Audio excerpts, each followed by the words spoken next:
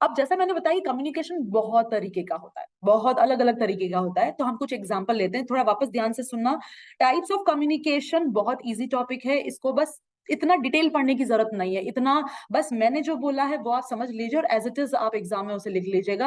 आप डेफिनेटली आपको एक अच्छा आउटपुट मिलेगा रिजल्ट में, ठीक है।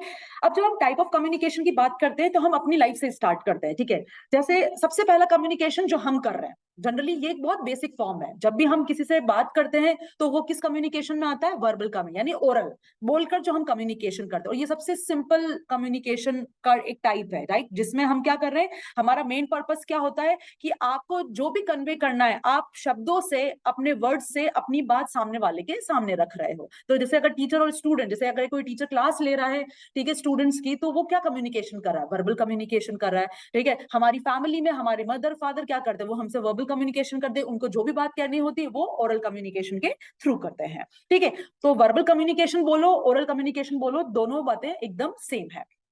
अब हम बात करते हैं नॉन वर्बल कम्युनिकेशन की। अब नॉन वर्बल कम्युनिकेशन का मतलब, जैसे मैंने आपको एक बहुत अच्छा एग्जांपल दिया था कि कभी कभी क्या होता है ना कि आपको बोलने की जरूरत नहीं होती है, आपका बॉडी लैंग्वेज, आपके एक्सप्रेशंस, आपके बॉडी मूवमेंट अपने आप में बता देते हैं कि आपके मन में, आपके दिमाग में क्या चल रहा है। अगर आपको गुस्सा होगा तो देखना आप बहुत फास्ट चलेंगे, आप बहुत फास्ट बोलने लग जाएंगे। लेकिन अगर आप आज बहुत खुश हैं, यू आर वेरी हैप्पी, तो आप देखना आपकी बॉडी भी बहुत कूल एंड काम, और आपके फेस पे एक बहुत शांति दिखाई देगी, ठीक है। तो इसे हम बोलते हैं नॉन वर्बल कम्युनिकेशन, जहां पे दो लोगों के बीच में शब्दों का आदान प्रदान नहीं हो रहा है, ठीक है। वो केवल अपने अपने इमोशन से, अपने एक्सप्रेशन से वो अपनी बात जो है वो कन्वे कर रहे हैं, ठीक है। आपकी बॉडी लैंग्वेज, अगर आप जैसे मेरे टीचर ने मुझे बहुत अच्छे से सिखाया था कि जब भी आप इंटरव्यू देने जाओ, don't keep your hand like this, जो हम जनरली बहुत सारे लोग ऐसा करते हैं। इस तरीके का हाथ अगर आपने अपनी अपनी बॉडी लैंग्वेज ऐसे रखी, इसका मतलब ये है कि आप बहुत कॉम्प्लिकेटेड पर्सन हो, आप सुलझे हुए इंसान नहीं हो, और कंपनी वाले कभी भी ऐसे लोगों को नहीं लेगी जो सुलझे हुए नहीं हो। लेकिन अगर आप इंटरव्यू में इस तरीके से बैठे हैं, इसका मतलब कि आप ओपन माइंडेड पर्सन हो और आप रेडी हो सामने वाले के सजेशंस को लेने, और आप बहुत सॉर्टेड हो, आपको पता है कि लाइफ में आपको क्या करना है। तो ये एक बॉडी लैंग्वेज का पार्ट है। आप किस तरीके से खड़े होते हो, किस तरीके से आप बैठते हो, है ना। अगर आप अगर धीरे वॉक कर रहे हो तो आपकी बॉडी में टायर्डनेस दिख जाएगी, आप थके हुए दिखोगे, तो आपकी पर्सनालिटी बता देगी कि आज आप थके हुए हो, ठीक है। आप जैसे बहुत बार होता है, मैंने देखा है कि जब अपन फ्रेंड से हैंडशेक करते हैं या किसी सेकंड पर्सन से हम हैंडशेक करते हैं, तो कुछ लोग एकदम स्ट्रांगली हैंडशेक करते हैं, ठीक है। लेकिन आप देखना कुछ लोग ऐसे होंगे जो केवल बस ऐसे हाथ यूं मतलब बिल्कुल ब्रश अप कर लेंगे, बस they just brush your hands against against other, right. This also show your partnership when the people shake the hands strongly. जब वो अपने हाथ एकदम टाइटली अगर हैंडशेक करते हैं, यानी कि वो पर्सन जो है वो आपके साथ एक स्ट्रॉन्ग कम्युनिकेशन करने में इंटरेस्टेड है, ठीक है। तो ये सारे एग्जाम्पल है नॉन वर्बल कम्युनिकेशन के, यानी बिना कुछ बोले अपनी बॉडी लैंग्वेज से अपने विचारों को एक्सप्रेस करना।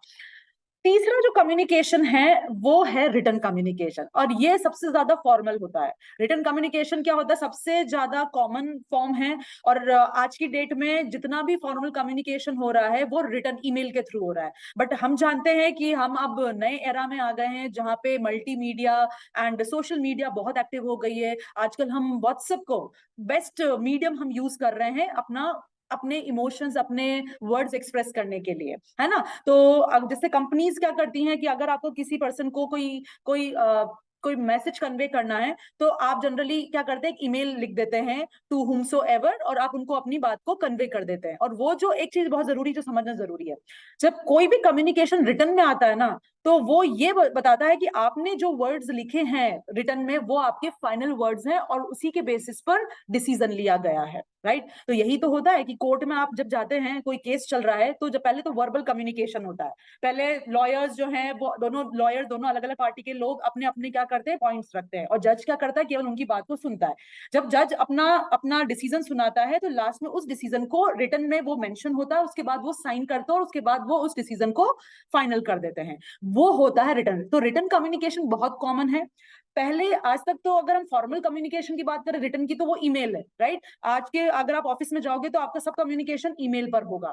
लेकिन क्योंकि अब हम व्हाट्सएप वगैरह और अलग मीडियम यूज करने लगे हैं, तो व्हाट्सएप भी आज के टाइम में एक अच्छा मीडियम है रिटर्न कम्युनिकेशन करने का। लेकिन रिटर्न कम्युनिकेशन का सबसे बड़ा एडवांटेज है कि अगर आपने कुछ भी चीज लिखित में लिख दी है, तो भैया वो फाइनल वर्ड्स होगा।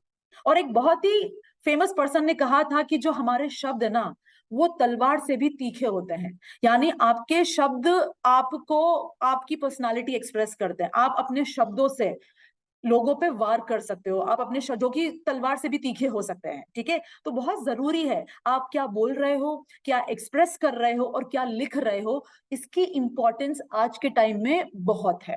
ठीक है, नेक्स्ट जो कम्युनिकेशन आ रहा है वो है हमारा फॉर्मल इनफॉर्मल। देखिए, आज नहीं तो कल हम सभी को जॉब करनी है, आप लोग भी सब जॉब करने जाएंगे। तो जब आप कंपनी में जाएंगे तो आप अगर अपने बॉस से बात कर रहे हैं या आप कोई ऑफिशियल वर्क कर रहे हैं जहां पर आप कुछ ईमेल यूज कर रहे हैं, कोई लेटर हेड पे आप लेटर लिख रहे हैं, राइट, कोई रिपोर्ट बना रहे हो, तो जो भी आप रिटर्न वर्क आप कर रहे हो, ऑफिशियल फॉर्मल रिटर्न वर्क, तो वो पूरा फॉर्मल कैटेगरी में आएगा। और फॉर्मल जो कम्युनिकेशन होता है ना, वो हमेशा कंसिडर्ड रहता होता है as a documentary evidence, right. अगर सपोज सपोज फॉर एग्जाम्पल, है ना, आपके साथ ये हो रहा है कि ये बहुत बार होता है ना, कि आपने फ्लिपकार्ट से कोई प्रोडक्ट ऑर्डर किया, ठीक है।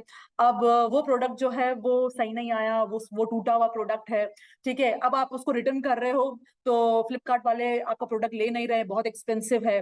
तो अब आपने कितनी बार कस्टमर केयर पे कॉल कर दिया, कितनी बार आपने लोगों को बता दिया कि सर मेरा ये प्रॉब्लम है, आपने सब कुछ अपनी बात वहां रख ली। लेकिन जब आप अपनी इसी बात को अगर आप मेल के थ्रू और रिटर्न वे में अगर आप मेल करोगे तो वो एक एविडेंस के फॉर्म में आ जाएगा, और उसके बाद कोई आपको ये नहीं कहेगा कि आपने हमें ये कम्युनिकेट नहीं किया। तो फॉर्मल जब हम कम्युनिकेशन की बात करते हैं तो वो पूरा ऑफिशियल टाइप होता है, जहां हम ईमेल यूज करते हैं, लेटर हेड यूज करते हैं, रिपोर्ट यूज करते हैं, जो कि रिटर्न फॉर्म में होती है और जिसे एक डॉक्यूमेंटरी एविडेंस, एक प्रूफ माना जाता है। अगर कोई भी चीज रिटर्न में है तो वो हैंस प्रूव्ड है। ठीक है, नेक्स्ट जो है हमारा, इसी में फॉर्मल तो हमने समझ लिया, अब एक होता है इनफॉर्मल। ठीक है, अब इनफॉर्मल का मतलब क्या होता है कि कम्युनिकेशन में कुछ ऑफिशियल नहीं है। ठीक है, बस जो भी कम्युनिकेशन हो रहा है वो हो रहा है। इनफॉर्मल कम्युनिकेशन जो होता है ना, जैसे गॉसिप, हम जो गॉसिप करते हैं ना ऑफिस के अंदर, या हम अपने फ्रेंड्स के साथ में हम कोई कुछ ना कुछ गॉसिप करते हैं, जहां हमें ये पता नहीं होता है वो इन्फॉर्मेशन कहाँ से स्टार्ट हुई है और कहाँ जाके खत्म, यानी किसने किसने ये इन्फॉर्मेशन स्टार्ट करी है, कहाँ कहाँ से ये घूम कर आई है और कहाँ तक पहुंची है और आपके पास कैसे आई है। ठीक है, इसीलिए इसको ग्रेप वाइन कम्युनिकेशन कहते हैं। ग्रेप वाइन का मतलब क्या होता है, जैसे हम जब भी मार्केट जाते हैं, हम अंगूर खरीदते हैं ना, हमने अंगूर का गुच्छा हम देखते हैं जिसमें ना सारे अंगूर एक दूसरे के साथ बहुत अच्छे से बंधे हुए होते हैं। अगर आप देखना चाहो ना तो आपको बहुत मुश्किल लगेगा ये देखना कि वो कहाँ से एक दूसरे से कनेक्ट है। यानी सेम यही चीज ऑर्गेनाइजेशन में होती है।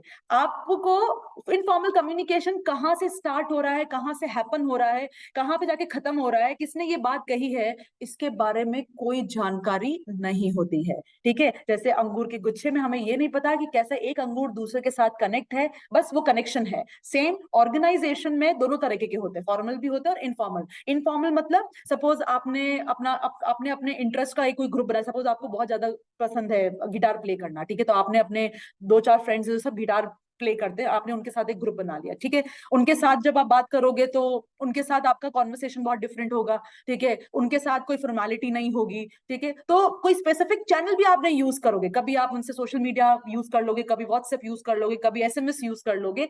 तो आपने कोई भी रैंडम मीडियम यूज करा उनसे बात करने के लिए, आपने कोई ऑफिशियल कोई फॉर्मल मीडियम आपने यूज नहीं किया है उनसे कम्युनिकेट करने के लिए।